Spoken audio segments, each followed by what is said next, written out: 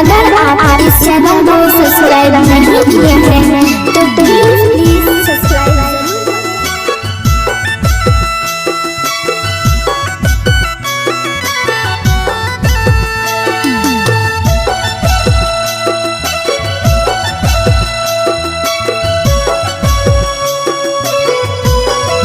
रावरे हल्ली नाचे मन करत है ना, जानी ना ई गाना केकर है के पुष्पाल का छक्कर गीत गाना। हमर दिल में नहा ताजमहल बनाबू, दिल में तो के रखबू, प्यार देबू जन्मो जन्म रे। हमर दिल में नहा ताजमहल बनाबू, दिल में तो के रखबू, प्यार देबू जन्मो जन्म रे। I love you Neha, love you, love you Neha, I love you।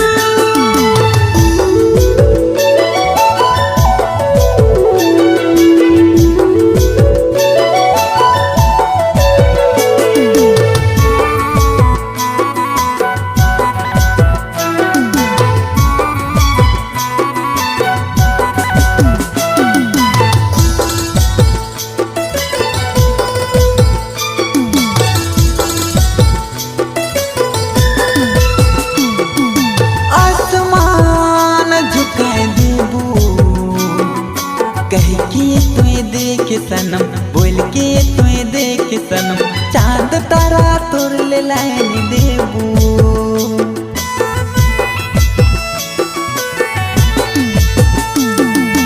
आसमान झुकाए देबू, कह के तुए देख सनम, बोल के तुए देख सनम, चांद तारा तोर ले लाइन देबू। हमर दिल में नहा ताजमहल बनाबू, दिल में तो के रखबू, प्यार देबू जन्मो जन्म रे। I love you Neha, love you, love you Neha, I love you।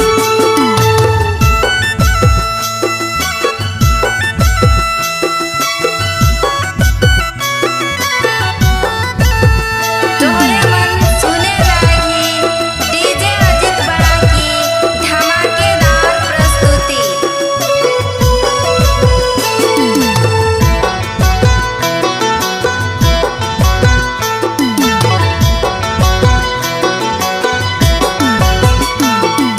फूल मोए बिछाए देबू, जोन डहर चलबे तो, जोन रोडे चलबे तो, पाँव में नहीं धूल लगे देबू।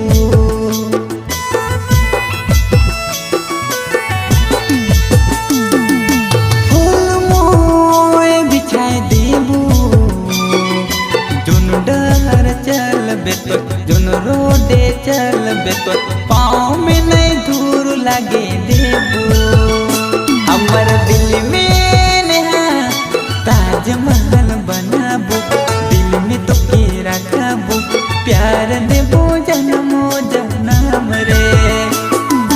I love you Neha, love you, love you Neha, I love you।